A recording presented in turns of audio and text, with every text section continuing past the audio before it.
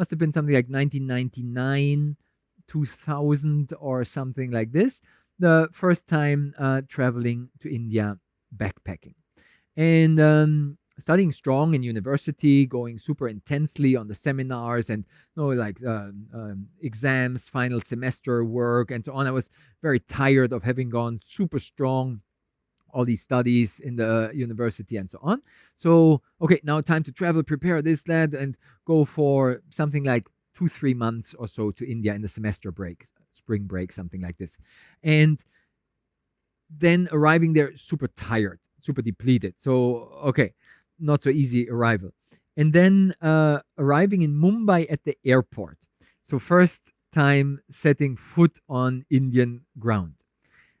With the curiosity, the openness, the excitement, and the innocent, uninformed optimism, we could call it, not knowing anything, not having a clue, basically, just having the Lonely Planet. Some of you might still know these old school guidebooks, thick travel guides which introduce the backpackers to the best affordable, cheap places and so on. So, okay, a little bit of information about what to do, how to do, but cryptic and unclear. But it was clear, need to save money, stay on a low budget, student style backpacker. And then, okay, not taking a taxi from the airport to town, too expensive, but let's take a local train. So I was traveling at the time there with Kirsten, and we managed, after arriving there at this crazy airport, to be surprised by the different style of people and the dark skin, other culture, and the bustling, hustle, kind of ant-like crowds of people, intensity, and the kind of hustlers, the taxi drivers, trying to kind of like, yes, sir, come to my taxi, and everybody trying to draw us in and so on. Like, no, we go for the train. Okay, local currency, need to change some money, this, that, difficulties. And then, okay, take the local bus to the local train station. That was not so easy to find the local bus, and there already some exposure to some of the mentioned smells at the bus station, stinky, like public toilet in the kind of corner of the hall, kind of like stinky, nasty situations already at the airport bus station. And then, okay, somehow finding the right bus who takes us to the nearby local train station. And then, okay, bigger train station, whatever, 8, 10, 12 platforms, which is the right platform. And then everything written in Hindi script, so cannot read the letters. Most signs cannot decipher in other language script. So not only other language, but other script cannot read the letters, not Roman script. So then what to do? Okay, asking here, yeah, okay, I think this must be the right train to downtown. Okay, found the right platform. Super crowded, packed. We could imagine, like Tokyo style of subway, where in the rush hour, no, packed, like cannot even move your arms out. And then train comes towards the platform, driving in slowly, and at the side of the train outside, at the doors, there's like troves of people hanging outside of the train, kind of surfing, kind of standing with 1 or 2 feet, kind of just there, holding themselves on some handle and kind of surfing outside of the train. But not just 2, 3, but at every door, kind of like some 10, 15, 20 people around each door on the driving train, which slowly approaches the platform, which is rush hour packed. So everybody gets excited. Okay, train seems to be pretty full. There seems to be a lot of people who want to enter this train. And then, okay, got to get somehow to the door. And then, okay, how to get to the door? Okay, no, the train gets slower and slower. Where will the door stop? And then, okay, train stops. And for some reason, I got kind of lucky. I pushed a bit in the right direction. And I was just in the right spot next to the door. The train stopped. I was just next to it. And then suddenly, a whole stream of people, like dozens and dozens of people streaming out like a river out of the train, pushing out, running out. And the other people on the platform need to make some space, and they get kind of pushed to the side, to the next of the doors. And then, okay, all people out within 7 seconds, 35 people out of the train. And then the other people from the side push in to get into the train. And I directly get pushed into the train. And suddenly in the middle of it, inside. But then I turn around and it get crowded, packed. And quickly the train starts driving again. But Kirsten was not in the train. In the crowd, she somehow didn't get in this stream, in this river, didn't get pushed in. So the train leaves, me inside the train, Kirsten out on the platform. And no chance to do anything. Cannot move, cannot get out, stop, no chance. And I mind you, this is pre-smartphone times. This is basically pre-internet email times. Yes, internet existed already, but it was like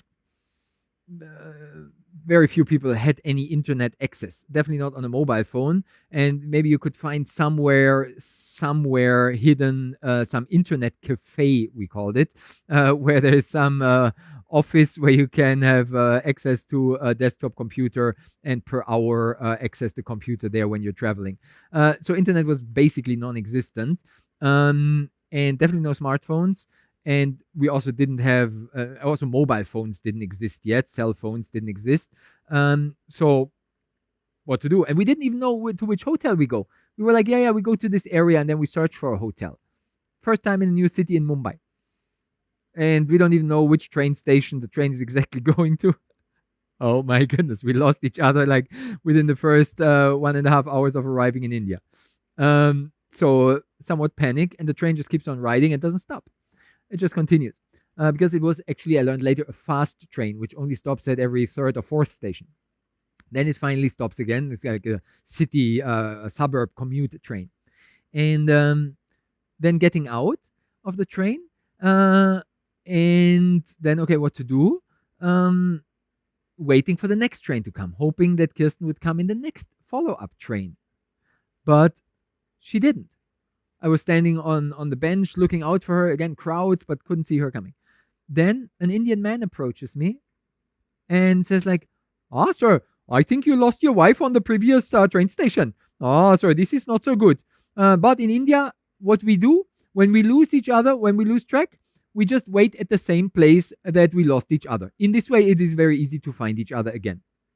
I was like, oh, that's a smart idea. Okay, meaning I have to go back. Because apparently he told her to stay there. Don't move, don't go anywhere, because then how will we find each other? So I felt, great idea, but how will I come back? And I was like, can you explain me how to get back? Like which platform, which train number, and where's it going? And will it be also a fast train? Where do I get out? I don't know. And then he's like, sir, let me escort you. I will help you, sir. Yes. No, I insist. I will go back with you to find your wife. No, we go back together. I was like, this man is taking time to drive back in the other direction. Yes, I'm on the way to work, but I can come a little bit late. It's okay. We go back. And then he helps me to drive back to the previous station. And then, indeed, we find Kirsten there on the platform. And then the three of us together drive to downtown Mumbai. And this lovely gentleman takes us to his working place. And it turns out that he's the owner of fabric, a cloth trading wholesale shop in Mumbai. And there's like piles of clothes, of fabric. And in the middle of that, he serves us breakfast and a chai tea, an Indian masala milk tea. And we had our first introduction to India, how it can be surprising and incredible, and how we naturally develop a certain attitude of gratitude. We become grateful for these surprises of life, which are somehow more raw, more strong and intense, such as this tea. So, that's an anecdotal biographical story to introduce you to the surprises that India has to offer. If we tackle it in this open-hearted way, but in some ways, India doesn't even give us a chance to do so differently. We just get thrown into the deep end, into the cold water, and then kind of learn to swim like this. There's like no, not the soft, gentle, gradual, step by step, soft learning approach of no iterative, slowly, step by step, but it's kind of tends to provide the big challenges for big learning very quickly, very confrontative, and we cannot really escape it. No, it's don't really have a choice. It's like the weather, like seasons coming. You're just like when you're there, you're in the pressure cooker, and life kind of throw some curveballs, some challenging twists, some turn of events where you think like this, but it turns out very differently. So it teaches us how to accept situations as they are, and in a way how to surrender to life as it is. And that was actually, just comes to my mind, exactly a learning presented on that very same train where we were driving in with a businessman who rescued us, driving into the final Mumbai Central train station. Arriving there and seeing at the side wall in this train station a big hand drawn graffiti sprayed at the wall, and it said, "Life is 10% how you make it, and 90% how you take it." 10% how you make it. So our choice, our action, our influence, our freedom, our decisions are surprisingly limited.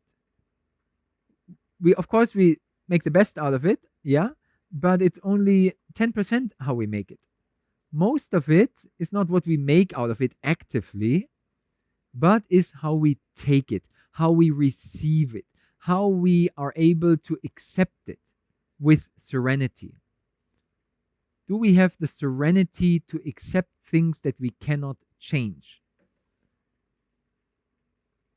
As the Serenity Prayer by Niebuhr, give me the courage or strength to change the things I can change, and give me the serenity to accept the things I cannot change. And in this graffiti statement on the Indian train station, the message was, yeah, don't get too excited about how you make it. That's just 10%. The courage of how I figure it out and I find the solutions. Yeah, sure, but only 10%. 90%, the serenity, how you accept it. And that's a somewhat extreme presentation of the case, but it shows a bit the Indian attitude, which is very good with accepting things as they are.